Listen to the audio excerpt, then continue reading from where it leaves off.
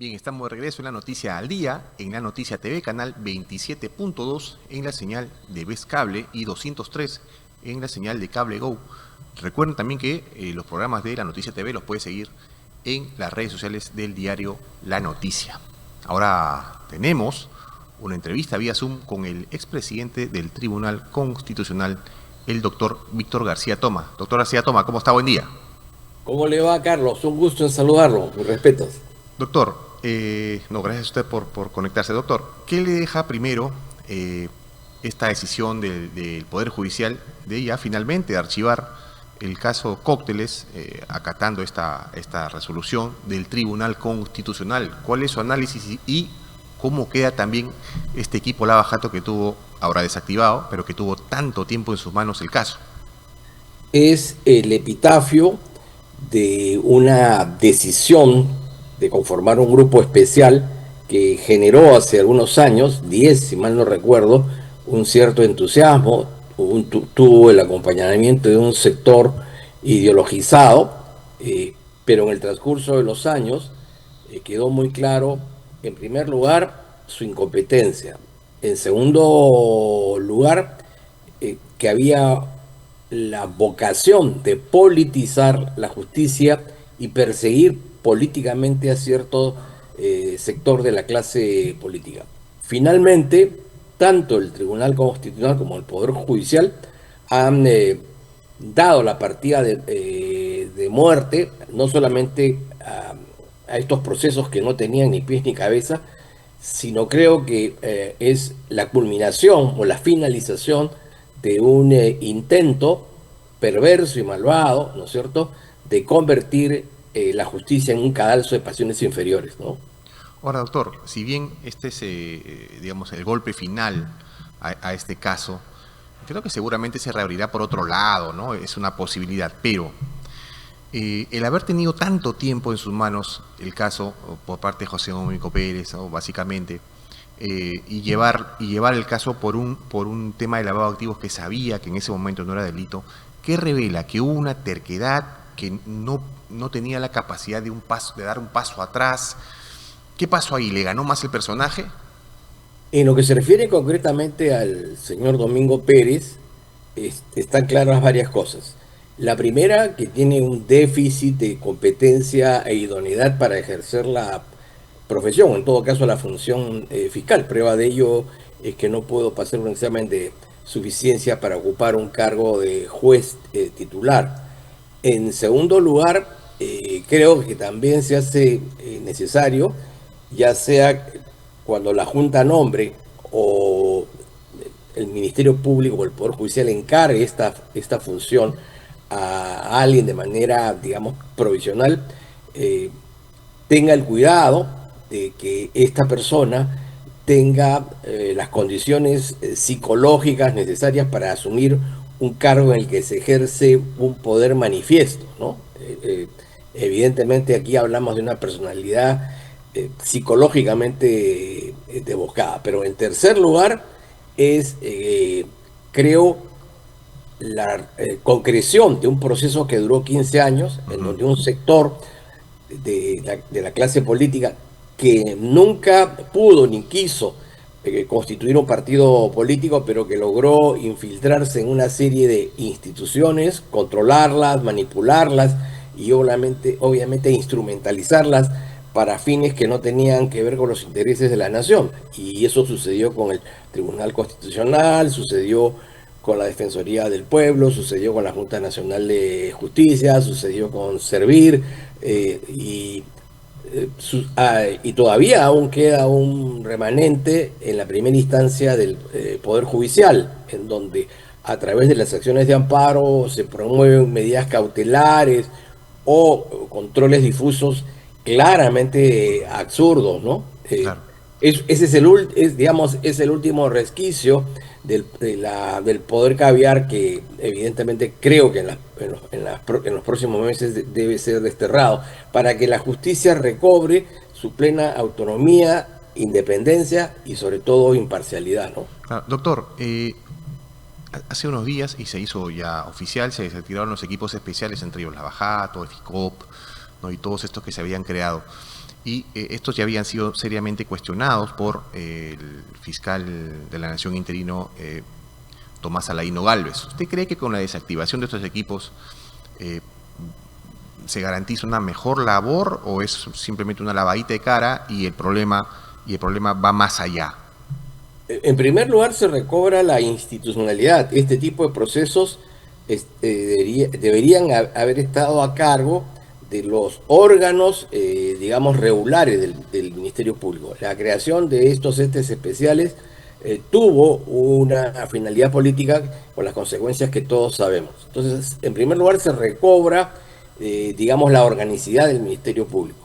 En segundo lugar, no se puede garantizar de que haya un grado mayor de eficiencia, pero en todo caso sí entiendo que se va a proscribir, se va a combatir, se va a desterrar todos estos actos de utilización de la actividad fiscal para fines políticos.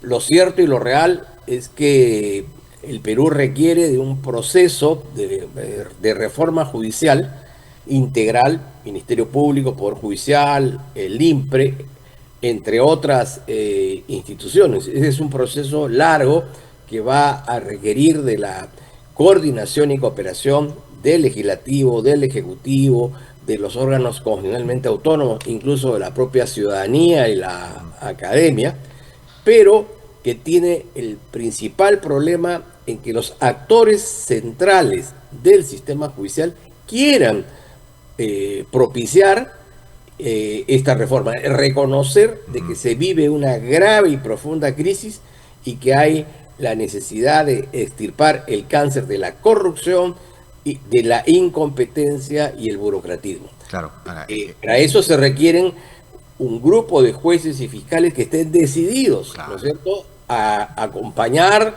y propiciar de manera activa este proceso de reforma. Ahora, doctor, hemos entrado ya a una recta, no final, pero una recta importante respecto a las elecciones que se vienen ahora en abril. Estamos a 3 meses casi. Y hay muchos candidatos, no me refiero solo a los presidenciales, sino también al Parlamento, ¿no?, que tienen muchas denuncias, ¿no? ¿Esto qué revela, doctor? Que por ahí las mejores opciones no están en los partidos. Esto juega en contra de esta alicaída ya sensación hacia los políticos.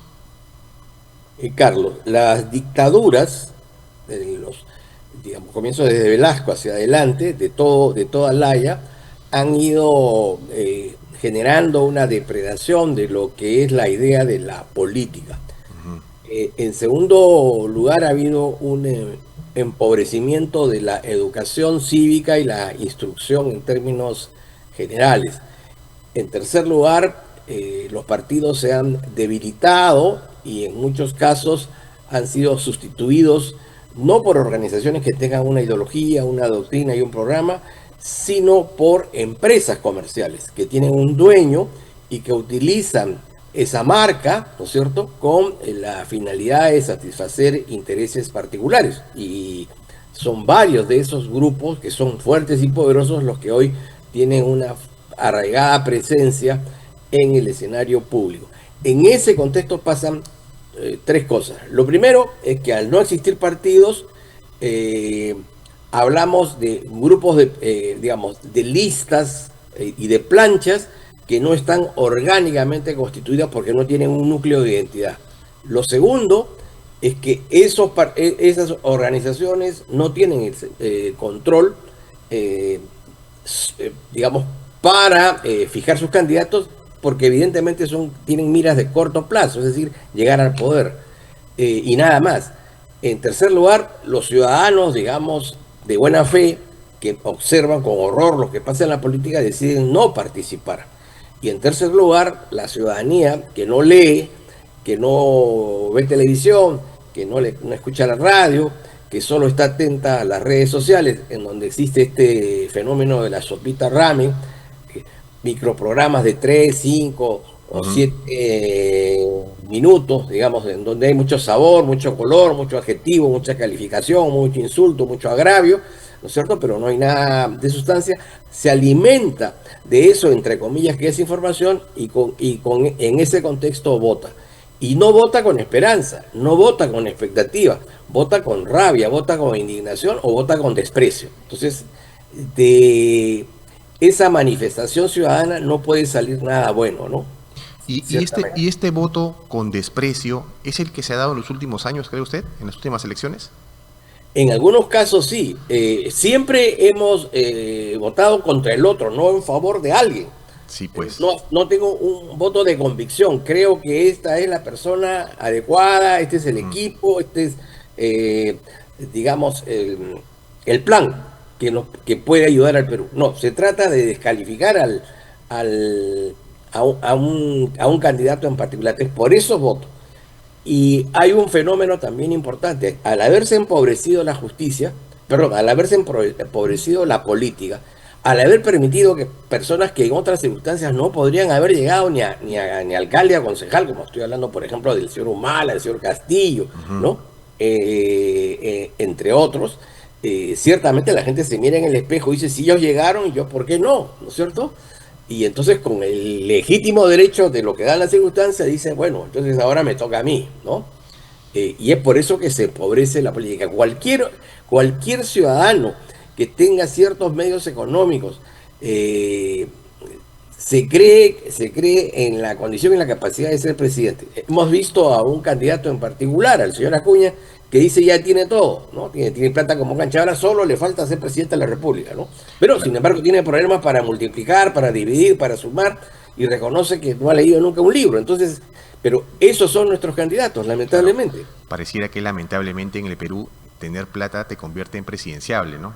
Sí, sí, sí, exactamente, ¿no? Claro, y es lamentable. Ahora, hemos visto que hay más de 35 partidos que van a estar con candidatos presidenciales en estas elecciones.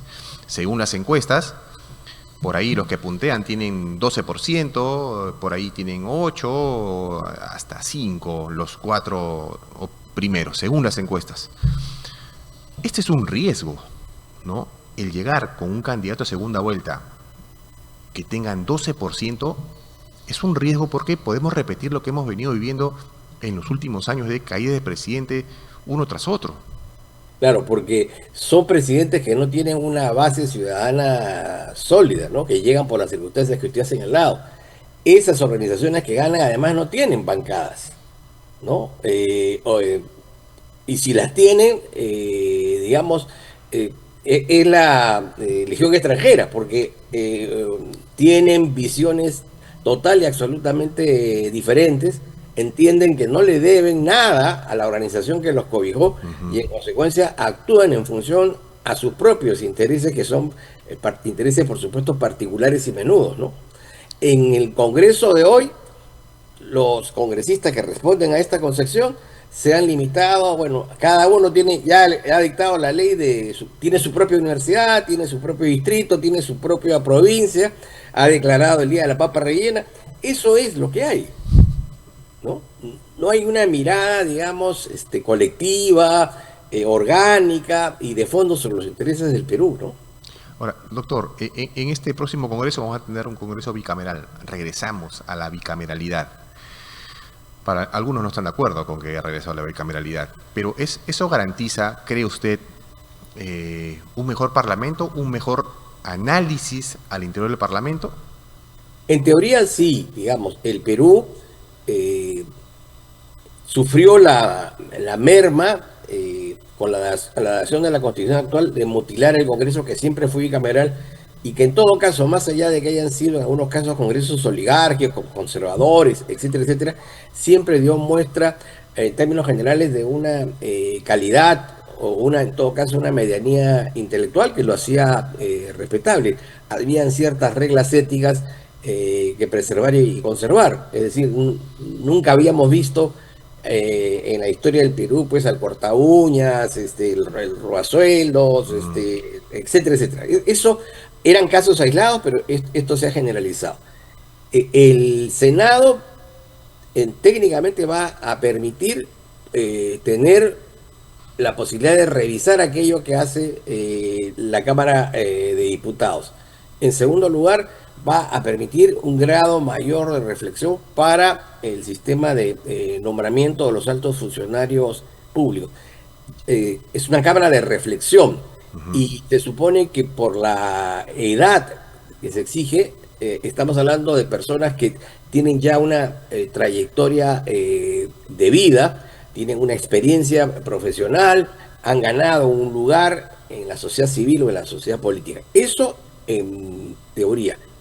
En la práctica estamos viendo que por los candidatos que se han inscrito, se va a reproducir en parte el mismo fenómeno de la Cámara de Diputados. Van a llegar personas que no tienen experiencia de vida en la actividad pública o en la sociedad civil a través de organizaciones gremiales, etcétera, etcétera.